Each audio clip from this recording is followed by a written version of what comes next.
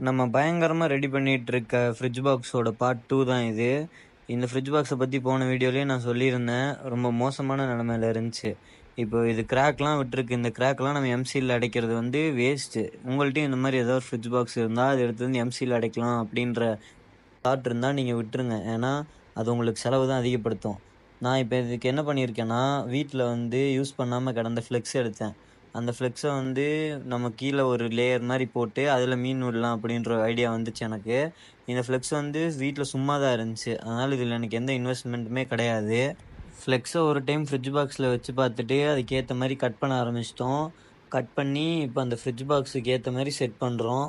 சைடுல வந்து நமக்கு பஞ்சு தான் இருக்கு. ஒரு வேள தண்ணி வந்து ஓவரா ஊத்துறனால வெளிய லீக் ஆகலாம்ல.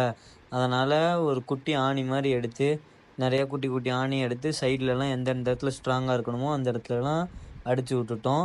அது மூலமா தண்ணி லீக்கும் ஆவாது. கொஞ்சம் ஸ்ட்ராங்காவும் இருக்கும். அதுக்கப்புறம் உள்ள வந்து வெயிட்டா இருக்கறக்காக கொஞ்சம் கிரானைட் கல் இருந்துச்சு வேஸ்ட்டா.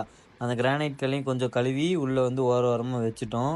இதுல தண்ணி ஆட் பண்ணி ஃபிஷ் விடுற ஃபைனல் லுக்க நெக்ஸ்ட் வீடியோல பார்க்கலாம்.